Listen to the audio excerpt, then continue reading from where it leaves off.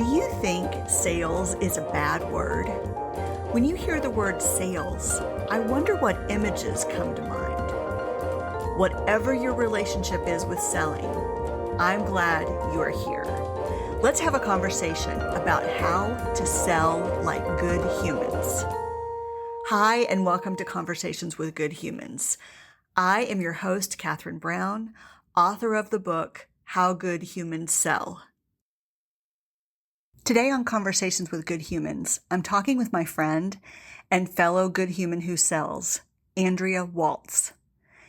Andrea is an internationally known keynote speaker and is the co-author of the immensely popular book called Go for No. Go for No has been on the market for 15 years and continues to rank as a high bestseller, and it deals with overcoming objections while selling. This recording was part of a Clubhouse discussion where Andrea was invited to share what she learned from the prior year and what she was planning to do differently in 2022. I chose this conversation for the podcast because I loved hearing from Andrea about how she came to be a sought-after sales speaker and author. Hope you enjoy the conversation. So, Andrea, I'm going to kick us off and say, thank you so much for the opportunity to talk with you today about what you hope to do in 2022. Would you please introduce yourself to the people in the room? And when you're doing that, would you also give us a little hint, because I know we've had conversations about this topic before. What do you think it means to sell like a good human? Absolutely, Catherine. Well, it is great to be with everybody this afternoon. And I'm Andrea Waltz. As Catherine said, I am the co-author of a book called Go for No. Yes is the destination. No is how you get there. I'm basically wake up every day trying to figure out how I can help people overcome their fears around failure or rejection, especially as it relates to sales, whether that's B2B, B2C, or really any aspect of life, to be honest. And primarily the ways I do that are I speak. I have an online course that my husband Richard and I created. And this year, I've created something a little bit different, a group coaching program under the banner of what I call the 21-day Go for No challenge. And it's all about challenging yourself to see how many no's you can get in a 21-day period. And to also, within that process, see how many yeses that you can get. And there's a lot of nuances to that. So that's kind of something fun that I'm doing this year. And it's outside my comfort zone. That's one of the reasons why I wanted to do it, is because I've always shied away from the term coaching. I don't see myself as a coach per se. And I'm not sure why. I suppose we can dig into that later. But I thought this is something that I constantly affirm, like that I don't want to do and don't want to be. So in order to get outside my comfort zone, that's what I'm going to do this year. So that's been kind of fun. But to your question, Catherine, about what I think it means to sell like a good human, and you know how much I absolutely adore your book and the book title, just the idea that you merged the word sales with the phrase good human. It's a bold, ambitious choice, and I love it because I think we all aspire to be good humans.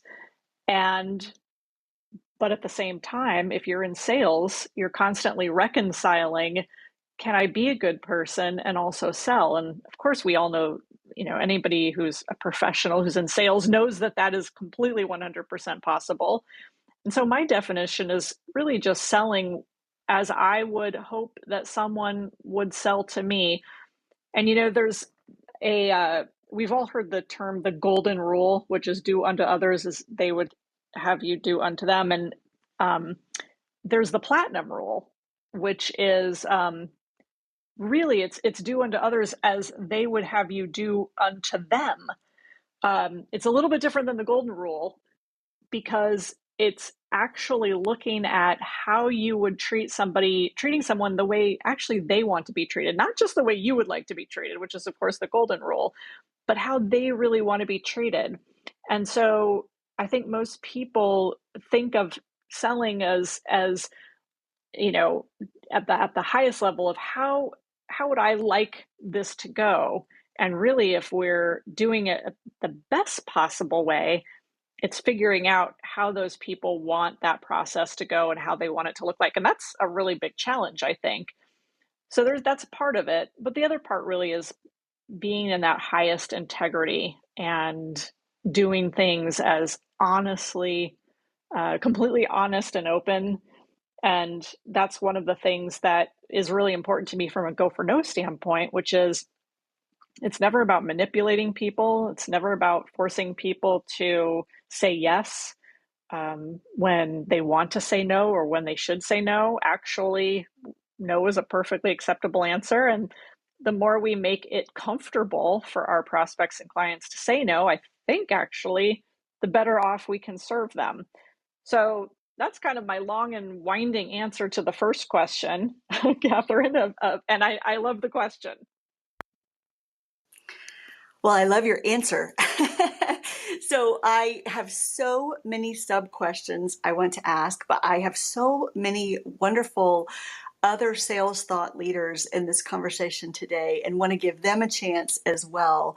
So I'm going to go to Rick next and ask Rick if you would do a quick intro for the benefit of the folks that are listening who don't know you yet, and ask if you want to dive into something that Andrea said so far.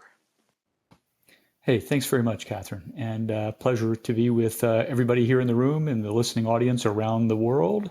And Andrea, to have the opportunity to chat and put you in the not hot seat, but the warm seat, perhaps. So briefly about me, my name is Rick Janezic. I run a company called Strike Zone Sales Systems. We're focused on helping executives that run B2B organizations to improve their sales organization and get it to the point where they break records. Most sales organizations really struggle, and folks are anxious about how to improve that. I bring a level of transparency and confidence so they can change quickly and not make mistakes. Andrea, I'm curious. I read through your bio and your background, and you and I have been on the stage a couple of times before. I've found a lot of people throughout my career that have been the accidental salesperson or the accidental author. When you look back, was this a path you chose, it chose you, or was it just circumstance? I'm curious about your origin story, if you will, about playing in the sales and B2B space. Fun question. So I always wanted to write a book. In fact, in my high school yearbook, we had, one of those things where you can like post what you intend on doing in the future. And writing a book was definitely, I said, best-selling author. That is what I wanted to do. So that was always in the back of my mind. But when I went to school and got a Bachelor of Science in criminal justice, writing a book had become as far out of my mind and out of my reach as possible. And it wasn't until I met my husband, Richard, at LensCrafters, where we both worked, and he basically taught this philosophy, strategy of go for no to me. And we started talking, and eventually he convinced me that we could leave our corporate positions, start our own company as speakers and trainers, and that they would bring us in from the outside. And that if we got brought in from the outside, not only would we be more respected, we'd be better paid. So we were really on board with that. And the two of us together decided that the best way that we could get doors opened for us, because we were nobody. We weren't the president of or vice president of sales at a company. He was a training director, and I was a very successful store manager. So we didn't really have any credibility, and we didn't have any accolades. So we knew that if we wrote a book, that would be the thing that would at least impress the decision maker, let's put it that way. And it could be a great door opener. And back then, there was no on-demand printing. There was no Amazon.com. It didn't exist. So it's 1997, 1998. We go to the bookstore, we buy a book on self-publishing.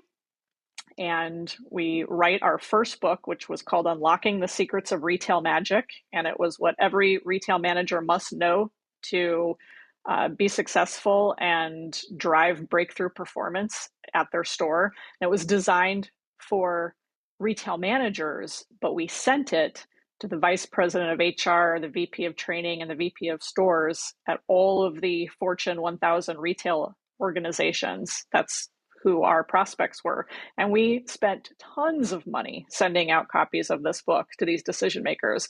But it did exactly what we hoped it would do. It got the phone to ring. It got them to pick up the phone and call and say, hey, I got a copy of your book, looks good, would like to hire you. So the book writing thing was incredibly intentional. It was designed to get business. And we did it again with Go for No. It was also designed so that vice president of sales would hire us to deliver our Go for No keynotes and training. So great question, fun question. It was definitely not accidental. So what's the biggest? That's a fascinating story. So thank you for giving us the backstory and the color to get there. I love hearing that was your plan and you executed your plan and your plan worked the way that you thought it would. I'm curious whether or not it was how linear it was or how many twists and turns were required to get there. Because I think I've heard the expression a variety of different ways that a plan doesn't often survive its initial contact.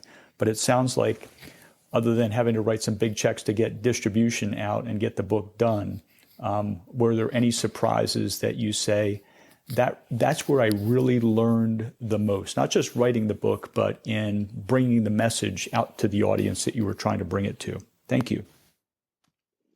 Another really great question, Rick. Thank you. The biggest surprise was when we wrote Go for No. We were actually pretty confident that it was a good book. We felt pretty good about it. What we didn't realize was the fact that because we were always used to bootstrapping everything, and we were always struggling for money. We left our jobs at LensCrafters with no cushion whatsoever, and luckily got business within a couple months of us having to go back to work. So we were always kind of hanging on by a thread. And because of that, I think we would always make choices that were like, what's the cheapest, easiest way we can do this? And I'm all for simplicity, but sometimes you can make bad choices when you want to go the cheap route, which we did. So when we designed Go for No, instead of hiring, what we should have done back then was hire a professional book designer. And it didn't matter so much on Retail Magic. That cover actually turned out well. We designed that. We also designed the Go for No book cover. And when we did our first big push with that book, we ordered 5,000 copies. We sent out 500 copies. We bought a mailing list of the top vice presidents at all of the big companies you can imagine. I mean, State Farm and MetLife and Mary Kay, you name it. So we send out these 500 copies and literally we get nothing. We get no response. We're thinking the post office must have dumped the books in the trash. What other explanation could there be? We have a good book and we're getting nowhere with it. And then we got one order from Ditech Funding. The vice president of sales ordered 50 copies, which was good news and bad news. The bad news was it meant that probably all 499 of the other books arrived on desks and were getting tossed away. So a few years later, we were at a conference and we're still banging our head against the wall because we believe in the book. We know it's good.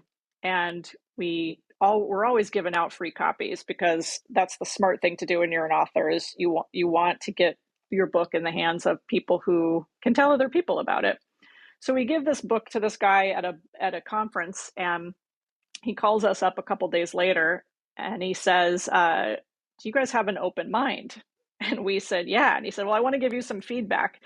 He said, your book is one of the best sales books I've ever read, but you have to know that you have one of the worst covers in the history of publishing. So we said, oh, okay. He said, now, if you're willing to change the cover, he said, I would love to buy 5,000 copies.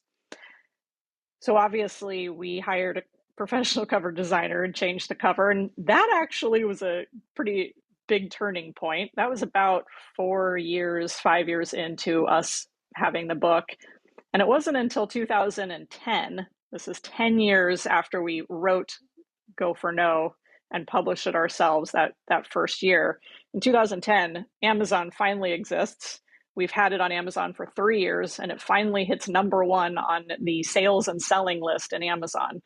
So that took 10 years, and all 10 years. So when you talk about linear, it was linear in that the mission was kind of the same. We had a mission to sell 1 million copies of the book, had no way of knowing how to do it, and also had a horrible cover, as it turns out. So we had to make some adjustments and admit that that was a big mistake.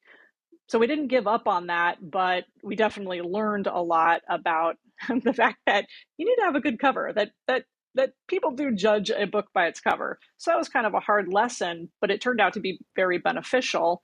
And it also, what you learn as an author is it always takes longer than you think. I think that's true in any kind of business. When you're building a business, is everything always takes longer than you think. Andrea, you're so right. Those people who have followed me for a while know that I'm married to a research psychologist who is also a professional statistician. So he's all about the data and the numbers. And after multiple entrepreneurial ventures that he has lived with me through, he says, sweetheart, everything takes twice as much money and twice as long as you tend to think it will. I was a little offended, originally, like, does this mean you don't believe in me? And he's like, no, I absolutely believe in you. I also believe everything takes twice as much as you think it's going to. So I appreciate that, because the data doesn't lie when it comes to those stats about entrepreneurship. Those are things people often don't tell you. So, Andrea, I want to do a quick reset, then I'm going to give a plug for another book that you wrote. We are interviewing Andrea Waltz. She is most known for her book, Go for No. She also has some other wonderful books, including one, Andrea, that you just released. I know that was for a specific industry around Go for No. So I'll give you a chance to talk about that. And I also want to mention, those of you that have been listening for a while have heard her talk about how writing the book opened all the doors for speaking that you were hoping eventually, and that it's a marketing tool.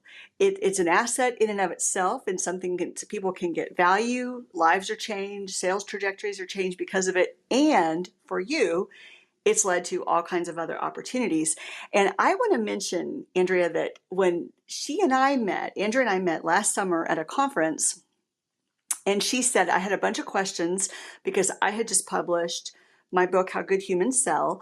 And I asked Andrea a bunch of questions, and she said, listen, I'm not trying to sell you my book, but a lot of the questions people typically ask me, I've actually written up in a book called $1 Million Book Formula, How to Write a Short Book That Will Sell Forever. She said, if you want to look at that first and then we talk, I really think I've probably captured most of the questions that people ask most commonly. Would you mind looking at that first? I said, I would love to.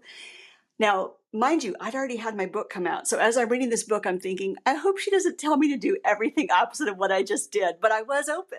I was open to seeing that. And there are some things, Andrea, that I will do differently next time. Many of the principles I did follow, and I'm so grateful that I just figured them out. But Andrea gives away the way that she has sold $1 million worth of books. She tells you step by step what to do. So those of you that are listening, whether you're live now in the room with us, or you're on the replay, or you're later, if this recording, if we're able to repurpose it, for other things, I want you to know that she has also taken all those lessons and really in a gift to the world, to other aspiring authors. She has put that together in $1 Million Book Formula. So get that on Amazon and read it, because it is a how to promote a book and self-publish resource that is just amazing, Andrea. So thank you for that. Thank you for creating that.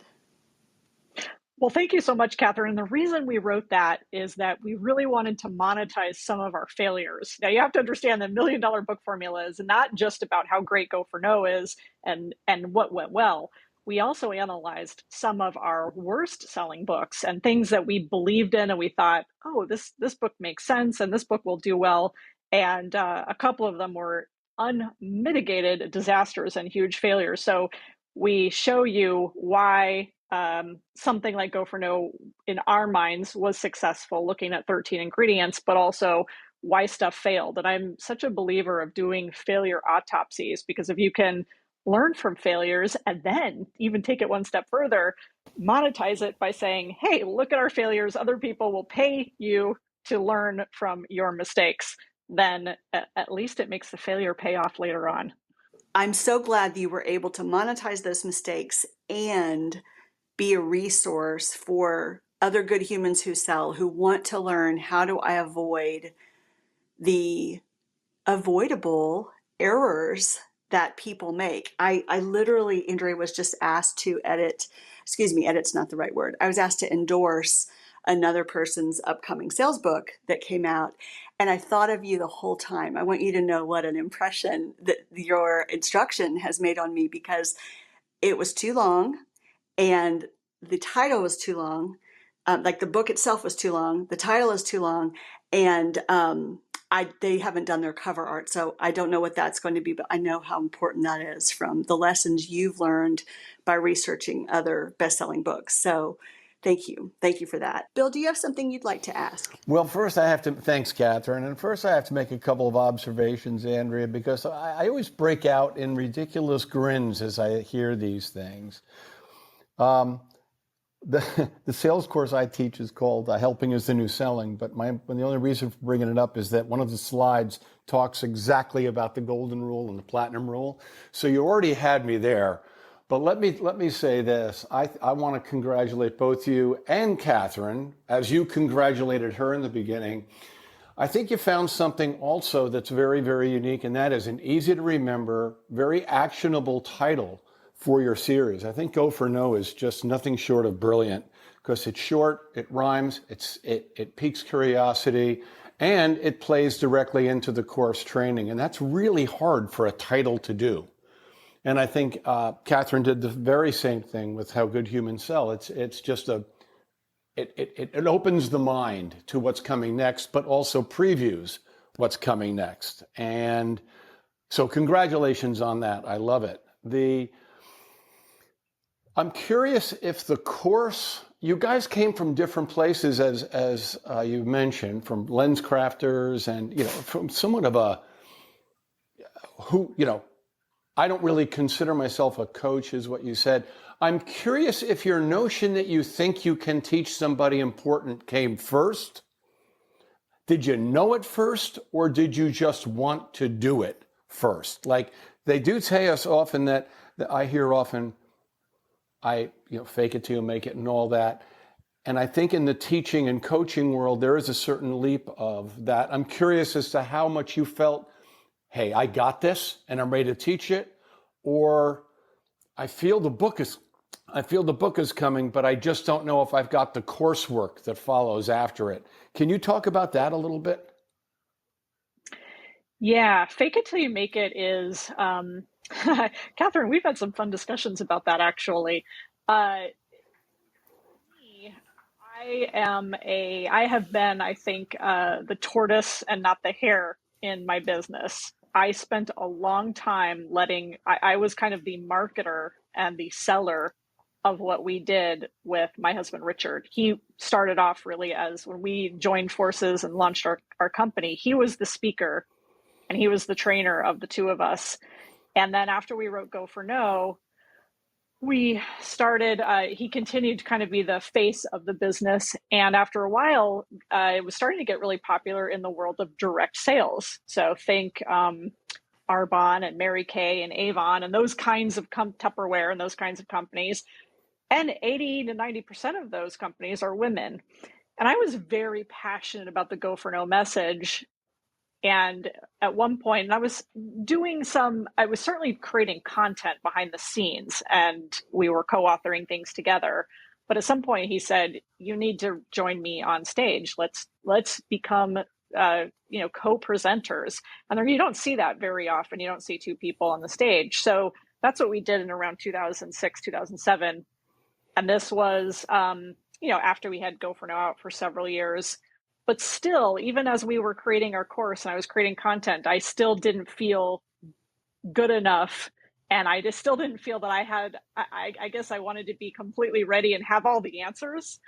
And now that I've been doing it for 20 years, I'm finally there. But it took a long time. And it was definitely, message is the thing that I am so incredibly passionate about, and why I decided that I wasn't just going to be the seller and I just wasn't going to be the marketer, that I would be part of the content delivery mechanism. So I think I answered your question. Oh, I think you did too. It sounds as though I didn't quite get the part that you were a marketer or promoter of it more than an actual trainer of it, and that you had to be encouraged to come up on stage with your husband, which I think is fantastic, because I've seen some of these couple kind of presentations, and they can really, really work well. So yes, you did indeed. A very quick follow-up I have, because I'm not sure I heard it. When did you know that you had the chops to get up on the stage, and how different is that from being a seller behind the scenes?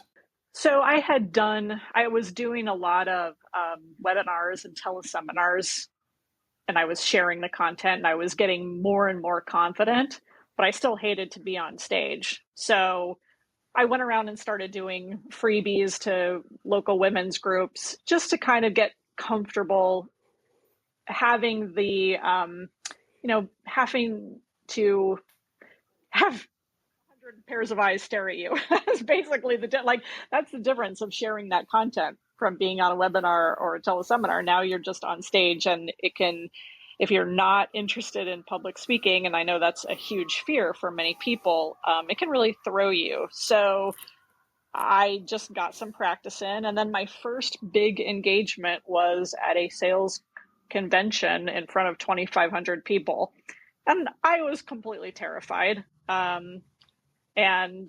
But again, believed in the message and just tried to focus on what I wanted to share, and not focus on the fact that there were 2,500 people staring at me, which I don't like. So to say I was a reluctant speaker would be a complete understatement. We don't have time for it, but I would have done at one point in my life literally anything. I would cut off my left arm to not have to speak in public. Oh, that's fantastic. Thank you so much. And I think a lot of people can relate to what you just laid out about public speaking. So, Catherine, over to you.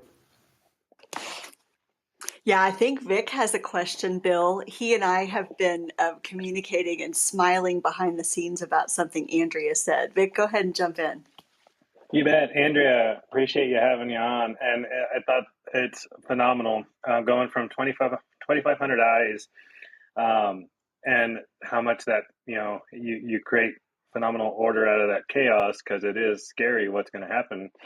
And now with your social media presence being so fantastic, you have, almost 23,000 people that have eyes on your tweets anytime you tweet something. And so my question was, when you create your content, because you're still creating content and it's phenomenal, it hits right to the point.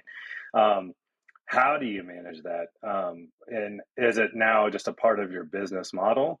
When did that come to fruition, the importance of it? And was there anything that really maybe triggered a change that got you to where you're at in regards to content being a part of your sales process? Because everything is an offer when you're posting on social media, and I sheepishly just realized today that I wasn't connected with you on LinkedIn, so I made sure to resolve that just now. So I would love to hear about that, because your content is fantastic. I love your tweets. Thanks, Victor. I appreciate that. And so my husband and I would have a huge disagreement about this, and he is old school. He believes in picking up the phone, and I, don't get me wrong, completely agree with him. He would rather us pick up the phone, find the number to, the vice president of sales at MetLife, give him a call, her a call, and find out when they're having their meetings and and work on, selling the traditional way. So when Twitter came out, it had been out probably for a year. I said, oh, hey, I signed up for Twitter. And I think my first tweet was literally some random thing about eating a burrito or something. But I kind of saw the handwriting on the wall that social media was coming about. And at that time, I don't think 2009, I don't even think, or 2008, I wasn't even on Facebook. But I was the one of the two of us who was kind of like, yeah, I'm all about the traditional prospecting model, and it works. There's no doubt. And I think it works to this day. And if you have a need for fast results, I don't suggest that you use social media. I think you need to figure out who your ideal prospect is and get in front of them, and interrupt them and say, hey, I'm here. Here's how I can help you. And I think you have a much better shot of making quick money by doing the hard thing. Social media, we all know it's the easier thing. I guess for me, I use it primarily as certainly it can generate leads, and it can definitely generate awareness about my book. And I have no doubt that it has over the last 10 years. And I also really want to be there in the places where when someone reads the book, they track me down, like we all do, right? You see something, maybe you read an article, maybe you read a book, and you're like, hey, I wonder if the author's out there. Where are they? Are they on Instagram? Are they on Twitter, Facebook? And you find them because you kind of want to know more. You want to see what they're up to. So that's been very important to me, to be there, because to me, in my business, there is nothing more important. The absolute number one thing for me is to be there when I have a customer who's interested in talking to me. I don't stand behind anyone. I have a lot of people who do work for us. I guess you could call it a team, quote unquote, but there's nothing that is between me and my customer. If I have somebody who wants to compliment me on, hey, I read the book, it was amazing, I want to be there for them, because what I know is that when they walk away from that interaction, not only do they say, wow, that was a great book, but I got to communicate with the author, and that's a story that's going to get told, and probably more than once. And that will help continue to build the book and to build the Go for No message. And that is my number one goal. That's my number one purpose. So social media for me is all about being very connected to people who follow me, people who read my stuff, people who read the book. It's huge, because I think when you get quote unquote big and you're not paying attention, those are the people that matter. If you do a generation tree, and I've done this in my business, oftentimes it's not, 100 people you've worked for. You can go back and find, I know I can, 3 people who attended some public workshops that we did years ago, who spun off tons of business.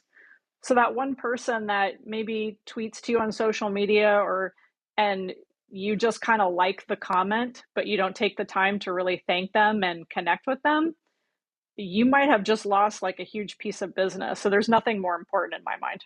So my name is Vicki Gurney, and I work with early stage startups by developing and implementing repeatable processes to help build pipeline and to achieve their revenue goals so that they can secure funding. So happy to be here with you guys today. And Andrea, I love that you share the lessons that you've learned over the years in your new book. And I wanted to see if you wouldn't mind sharing one of these lessons with us, and one that would speak, directly to selling like a good human, if anything comes to mind. Yeah. So something I learned related to the book business, but that also relates to selling, I think is what you're asking, Yes. Vicki. And I got that. That's a great question. So the biggest key to, and this is completely sales 101, I guess you would say, the thing that will kill a book and cause it not to sell is writing it without being very clear on the problem that you're solving. Because no one wants to buy a piece of cardboard stitched together with a bunch of paper inside. They're not buying a physical book. They're buying a solution to the problem that they want to solve, obviously in the nonfiction world. But even in fiction, you could make the case that somebody wants to be wildly entertained with a really good story, well-written, well-developed characters. So even fiction, from that standpoint, solves a problem. But nonfiction, you've got to be very clear on the problem that you solve. And so one of the books that we wrote was called The Fear Factory. It was a fable like Go for No. It was about a guy named Stephen who is an average salesman, but very anxious, has all this anxiety, and he's going up to make a big presentation. He's going up the elevator. He's got a big presentation he has to make in front of this very important client, and he passes out. All of our fables are kind of supernatural. And he wakes up in the Fear Factory. And this is a business. This is the place. I don't know if you all know this exists, where they manufacture fear and they sell it to the general public. So he's wandering around the Fear Factory, and he's actually on the tour now, meeting all of the people at the Fear Factory who create all of our fears. And they're kind of horrible people because they, like to think about all the ways that they can scare us. And the next question he has to be asking himself is, well, how do I get out of the Fear Factory, right? I mean, this place is pretty creepy and doesn't look like there's an easy way out of the Fear Factory. So that's basically the fable. And we see this journey that he goes on. And at the very end, Stephen learns the real truth about fear. He learns it from the Fear Master. So this sounds like maybe an interesting fable to you. The challenge with it is that it really doesn't solve a problem.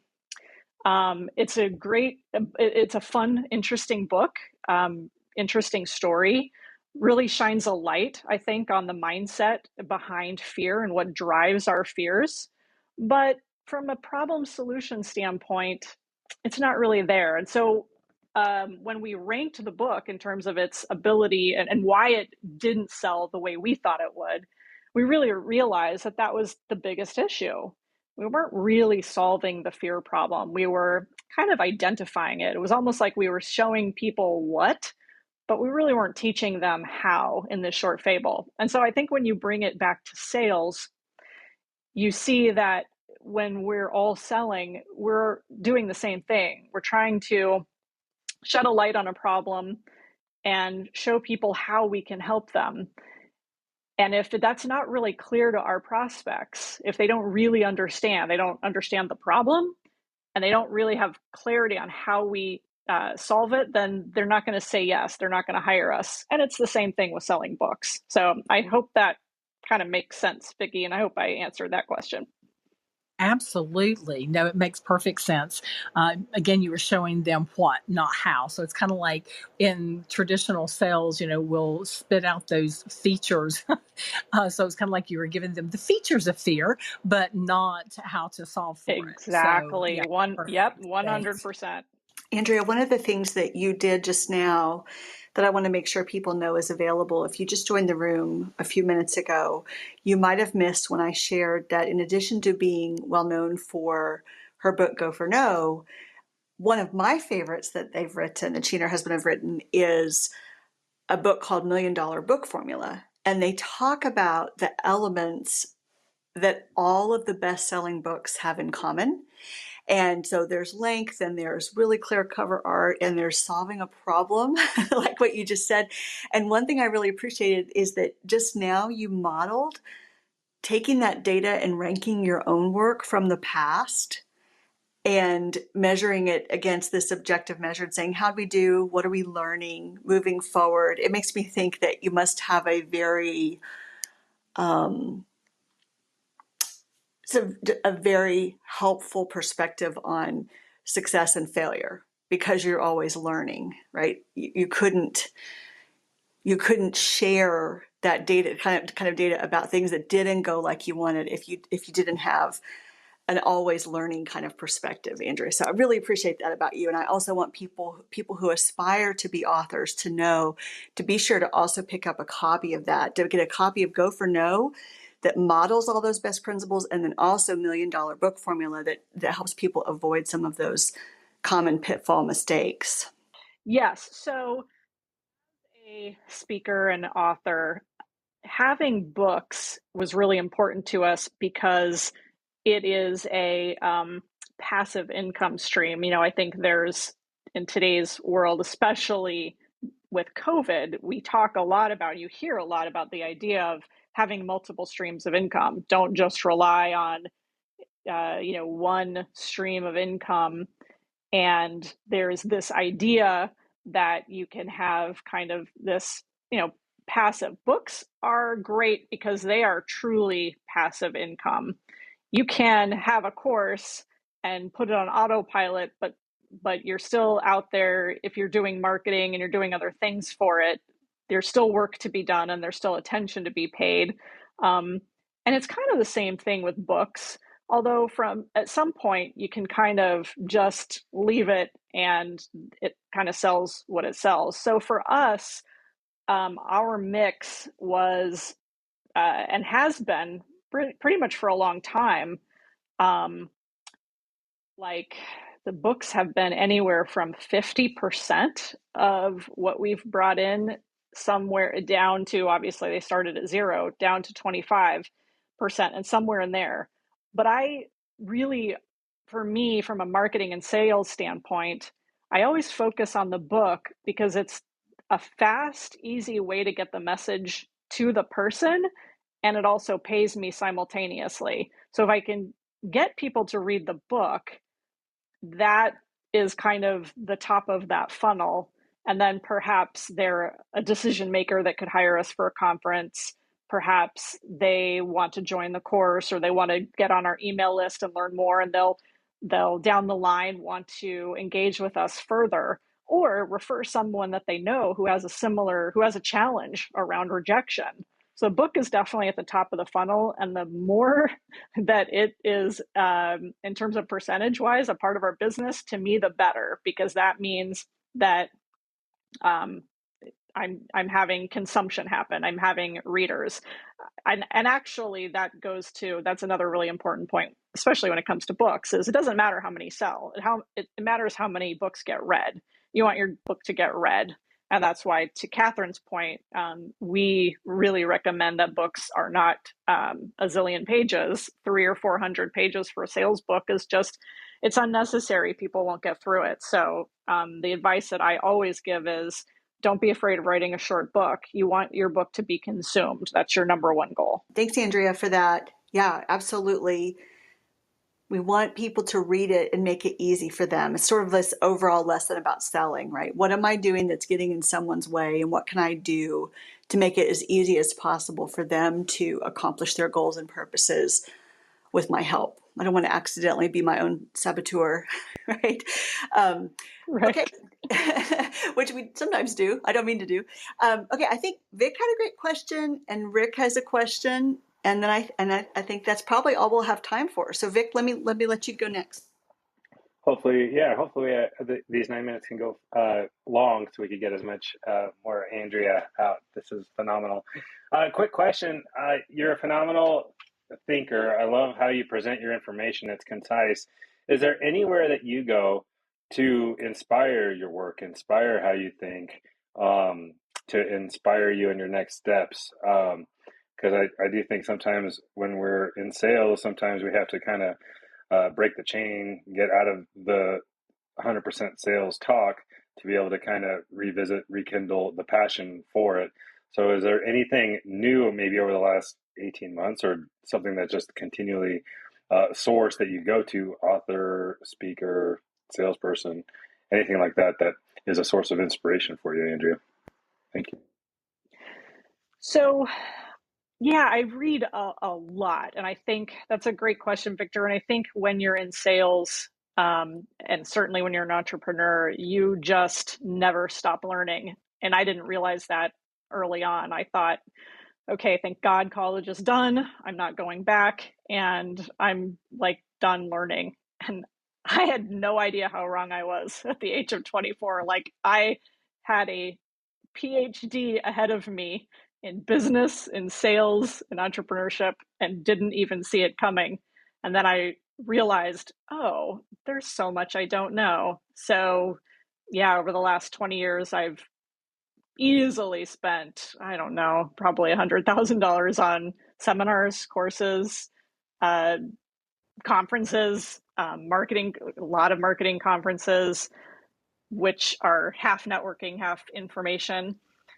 And today I probably just do a lot of reading on social media. To go to think, though, one of my new favorite places to hang out is Quora.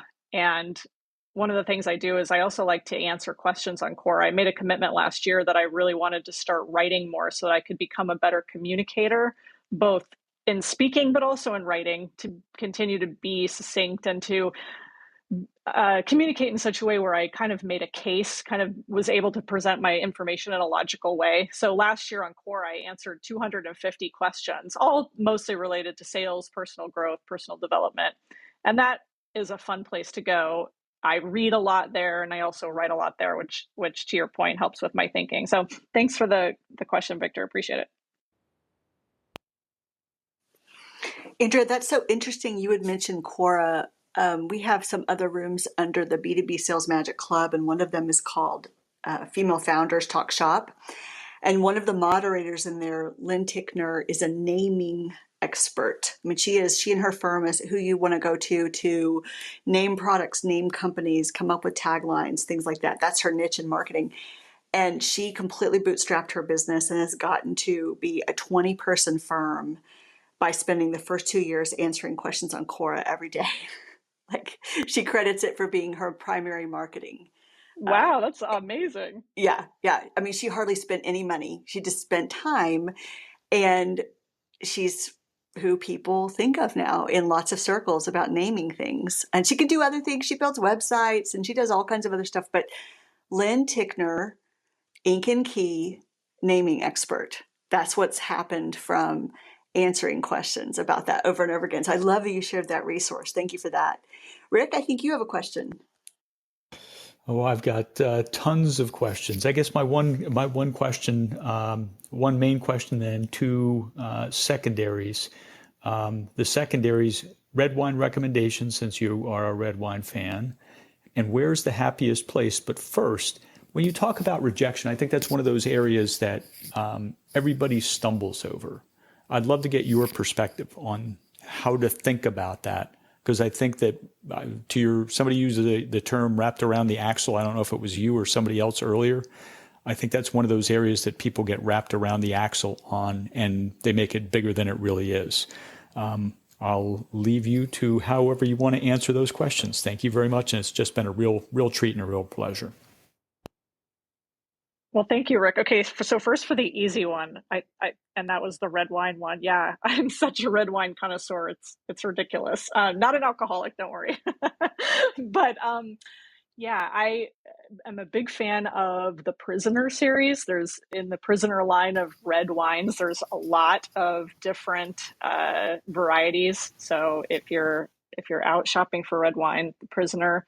Unfortunately, I've turned into a wine snob, which is not a good thing. So it's certainly not good for the budget. I need to go back to drinking $2 Chuck from Trader Joe's and save a lot of money. Question about rejection. Gosh, there's so much to unpack here, and we could talk. I mean, I could talk about rejection. I know all of you could for an hour because we're in sales, so we're used to it. I think, to me, the biggest challenge around rejection is how intertwined it is, I think, in our world with the idea of failure, and that we don't want to fail. We've been taught that failure is bad. That's why in Go for No, we talk so much about failure. We use failure, the word, interchangeably with rejection almost, because they're kind of this package deal. And so no one wants to fail. We certainly don't want to fail publicly. We're taught to avoid it. And I think we kind of internalize that idea around rejection. And there's so much psychology around it. And I think early experiences of don't look pushy, don't look aggressive. We don't want to be perceived in a certain way. And also we don't want to fail and we don't want to mess up in front of other people. So we've got all of this psychological baggage that we carry in with us. And some of it also is just built into our human DNA. Don't get rejected. Don't get thrown out of the tribe. You don't want to be hunting and gathering on your own. That's going to lead to certain death. So now here we are in 2022 with this built-in these built-in responses plus these early life experiences. And it's a challenge. And I think it's unique to everybody. And I've seen some people who have massive anxiety that goes far beyond anything that I can do. So from my perspective, it's just all about how can I help people? I like to say I sell courage. How can I give people, remind them that they can do it and that they need to give themselves permission to fail, permission to get that no, permission to mess up and fall down in front of someone else. And if they can do that, then they'll usually be pretty good at sales, because sales is all about, we all know this, it's all about just connecting with other humans, communicating, and messing up and learning to where you learn enough that you can take those lessons and help the next person. And it's just all about going from person to person and helping them solve their problem with what we have. So the rejection is a huge topic. I hope I kind of answered that question. And Catherine, I just want to say, I know we need to wrap up here. I just want to thank you so much. This was really fun. Great questions. And I just really appreciate everybody who hung out with us today and listened. Thanks, Andrea. I appreciate you. Is there anything else that you would like to mention as we're wrapping up? Would you like to talk about, or I would invite you to mention the 21-day challenge again, and any your favorite places where people can follow you? Want to make sure people know what action they can take coming out of this.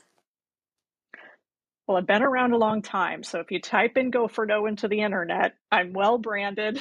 You can't not find me. So if you type in Go for No, I'm on Twitter and hang out there a lot, and Instagram and Facebook. And if you choose to get the book, it's on Amazon, short read. And if you have any other questions, definitely connect with me. I just love chatting with people. Yeah. Do you have a second to mention the challenge? Because Vic had mentioned that, being interested in. It is a group challenge, about 25 people. We meet 5 times. We're meeting once a week, and I've got a little community going inside Kajabi, which is the platform. And we use a tracking sheet. It's kind of fun. You go for personal no's and business no's every day. So if you go to goforno.com and sign up for our newsletter, you will get information on when the next challenge begins. Okay, so I just realized, Andrea, that we're connected on LinkedIn and talk there a lot, but I don't think I get your newsletter. So I'll go sign up for that so that I can share that with people and see what you all are doing. Andrea, thanks so much. I'm so glad you joined us today. If you would like me to come and speak with your organization about how to sell like a good human, please contact me through the website howgoodhumanssell.com. Thanks, and talk with you again.